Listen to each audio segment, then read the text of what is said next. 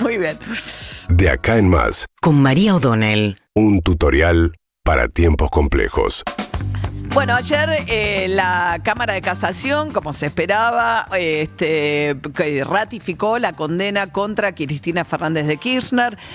Hubo una primera etapa que fue en instrucción, después estuvo la etapa del juicio oral, ahora la Cámara de Casación, y en las tres etapas terminó Cristina Fernández de Kirchner condenada en este caso a 6 años de prisión por administración fraudulenta contra el Estado e inhabilitación perpetua para ejercer cargos públicos. Esta sentencia, sin embargo, no está firme todavía porque,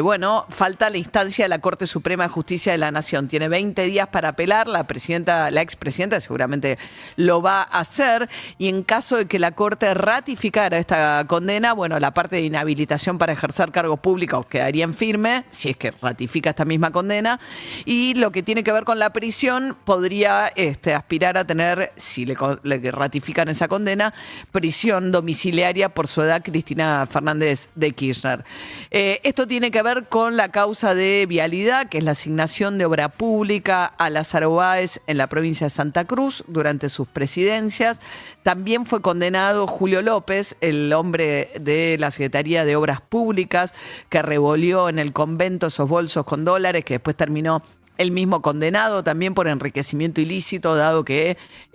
nunca pudo explicar el origen de ese dinero que había llevado al convento. Y Cristina Fernández de Kirchner, insistiendo en el día de ayer, hizo una aparición en el conurbano de la provincia de Buenos Aires, después saludó desde el Instituto Patria, con que se trata en realidad el lawfare, la idea de que que el Poder Judicial actúa como una rama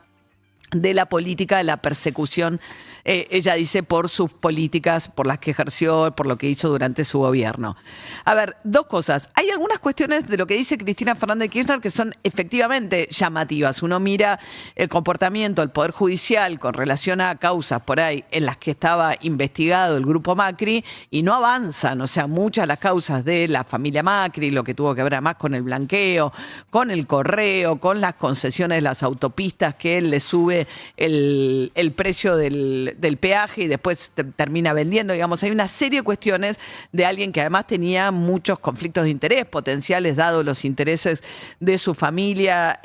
al llegar a la presidencia, y ves efectivamente una situación en la cual el Poder Judicial o los jueces de Comodoro Pi, para ser más específico, porque no es tampoco todo el Poder Judicial, o sea, la justicia federal tiene un sesgo y un involucramiento con la política,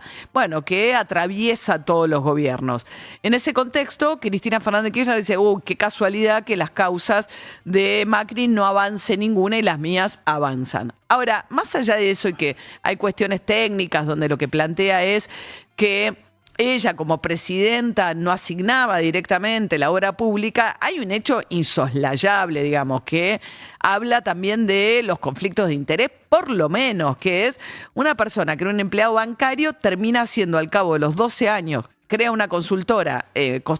el día que Néstor Kirchner asume la presidencia, Lázaro Báez, que no tenía nada que ver con la construcción, y al cabo de 12 años es el hombre de mayor obra pública de la provincia de Santa Cruz, que simultáneamente a lo largo de ese periodo tiene negocios privados con la familia Kirchner, que durante el ejercicio de la presidencia logra, en función de estos negocios, multiplicar de manera significativa su patrimonio, que arranca siendo de departamentos y termina siendo al cabo de la presidencia de hoteles. Digamos, es muy difícil ejercer la presidencia y simultáneamente lograr una multiplicación de el patrimonio. Y en ese rol aparece Lázaro Báez con un rol claro en la compraventa, etcétera. Con lo cual es muy difícil para Cristina Fernández de Kirchner explicar la evolución de su patrimonio. Claro, ¿cuál es la teoría? Claro, dice, mi patrimonio está todo declarado, está todo, es visible, son hoteles que están ahí en Santa Cruz. Mauricio Macri tiene todo un entramado que también saltó en algunas investigaciones judiciales de empresas offshore, la posibilidad de que su hermano tuviera haya actuado, según otro de los hermanos de la familia Macri, como el testaferro de Mauricio Macri para blanquear dinero, de un blanqueo que el propio Macri sancionó, permitiendo que entraran familiares durante su presidencia, etcétera, etcétera. Ahora, nada de eso hace de Cristina Fernández de Kirchner alguien inocente con relación a la evolución de su patrimonio. Y ese entramado, que es básicamente también un entramado que en su momento arma Néstor Kirchner por su vínculo tan particular con Lázaro Báez, que es además el que hace el mausoleo para su íntimo amigo y que ha permanecido en silencio a lo largo de todo este tiempo, planteando sí que su gran fidelidad es a Néstor Kirchner y no a Cristina Fernández de Kirchner, con quien tiene evidentemente otras cuestiones. Pero bueno, la cuestión es que ahora Cristina Fernández de Kirchner queda condenada en esta causa, alegando que no hay nada. Es muy difícil decir que no hay nada, o puede discutir técnicamente si se probó lo suficiente, qué grado de participación tuvo ella en que la obra pública fuese a parar a manos de Lázaro Báez. Pero hay un hecho ahí que es innegable, que es la evolución de su patrimonio, que no es lo que está en discusión en esta causa, porque no es ni negociaciones incompatibles con la función pública, ni el entramado de relaciones entre ellos. Lo que discutían es la asignación de obra pública y si esa obra pública se pagó más de lo que se debía y además adicionalmente si se ejecutó debidamente por parte de Lázaro Báez. Así que bueno, eso por un lado con Cristina Fernández de Kirchner condenada, cosa que Milei ayer dijo, vieron, yo no intervengo en la justicia, pero está condenada. Milei no ha hecho, como sí hizo Macri en su momento, de las causas de corrupción del kirchnerismo una de sus banderas, ¿no? Pero bueno, ayer dijo, bueno, fíjense, yo no me meto con el Poder Judicial, pero el Poder Judicial la ha condenado. Sin embargo, lo que sí ayer, y esto es bastante serio, cuando Cristina Pérez le preguntó a Javier Milei si pensaba designar por decreto a los jueces de la Corte Suprema de Justicia, cosa que es inconstitucional, dado que el Senado no avanza con la designación de García Mansilla y de Ariel Lijo. No lo descartó Milei, dijo, para mí el Senado se tiene que pronunciar, pero no dijo que no, que de ninguna manera que el procedimiento que prevé la Constitución es otro. Sería muy grave, esto ya lo intentó Macri en su momento y después dio marcha atrás. Y bueno, después de esto Javier Milei anoche participó de una comida del lanzamiento de una fundación que se llama Fundación Faro, que va a presidir Laje, que es un intelectual de la ultraderecha, con mucho predicamento en toda América Latina, muchísimos seguidores, entre los jóvenes también latinoamericanos, con una agenda recontra anti-woke, como la llaman ellos, antiprogresismo, que forma parte de una agenda que a partir del triunfo de Donald Trump está volando en este momento Javier Milei a Florida, donde espera poder encontrarse a solas con Donald Trump. Se lo va a cruzar en la convención de la cual van a participar ambos, de una organización también ultraconservadora, pero empieza Javier Milei a radicalizar su agenda, sobre todo en el extranjero, que tiene que ver con no solamente todo lo que ellos llaman el antiprogresismo, que significa además abandonar lugares que Argentina tiene mucho predicamento en materia de derechos humanos, por lo que fue el juicio a las juntas, etcétera, sino también directamente desertar, por ejemplo, y esto ocurrió en el día de ayer, de los ámbitos multilaterales donde se discute el cambio climático. Hay una reunión ahora mismo en Azerbaiyán, ahí al lado de Armenia, donde todos los países del mundo, sobre todo los desarrollados, están discutiendo qué tipo de ayuda darle a los países menos desarrollados para cooperar en lo que tiene que ver con la mitigación del cambio climático, cuyos efectos, la ciencia tiene un acuerdo total en que muchos de los eventos recurrentes, extraordinarios en materia climática tienen que ver con, el efecto de los humanos sobre el planeta, que produjo un cambio climático que está generando, en Valencia, en España, están todavía con el efecto de la Dana, que plantean que tenía que ver, entre otras cosas, el agravamiento de ese fenómeno con el calentamiento, lo caliente que estaba el mar Mediterráneo. Pero esta nueva etapa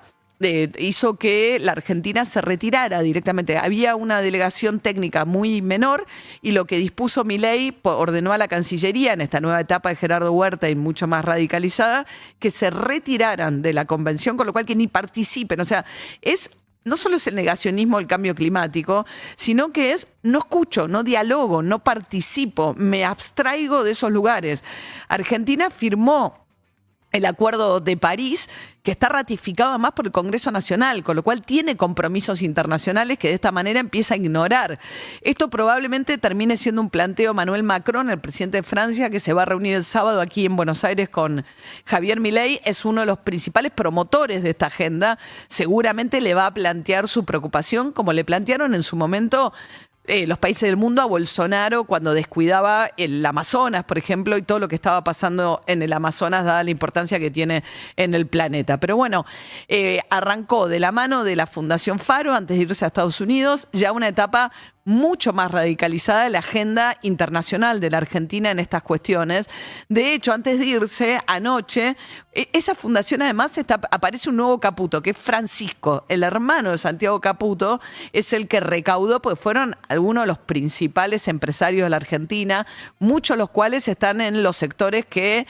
les está yendo bien ahora, que son fundamentalmente minería, petróleo. Estaban los grandes empresarios de la Argentina que han hecho, a los que se les pidió un aporte monetario para la Fundación Faro, que va a presidir Laje, que es este ideólogo de la ultraderecha, del quien es muy seguidor Javier Milei. Y Laje dijo, vamos ahora a empezar la batalla cultural contra todo el progresismo y el wokismo, lo que ellos llaman wokismo. Y en ese contexto, Milei, que había sido cauto en la elección norteamericana, bueno, finalmente dijo esto sobre Kamala Harris antes de partir al encuentro de Donald Trump en Florida. Toda la casta global lloró la humillante derrota de la comunista Kamala Harris. Sí, comunista Kamala Harris. Mientras que la libertad avanza, ve con esperanza, como el resto de las personas de bien, una segunda presidencia de Donald Trump. Bueno, ahí va, la humillante derrota de la comunista Kamala Harris, pero lo bueno es que el presidente Biden, a diferencia de lo que había hecho Trump hace 4 años, ayer inició una transición pacífica de aceptación de la derrota, que fue contundente, no sé si humillante, de su candidata Kamala Harris, y lo recibió a Donald Trump y le prometió que esta vez la transición que se va a empezar a dar ahora, el 20 de enero asume Donald Trump, va a ser pacífica.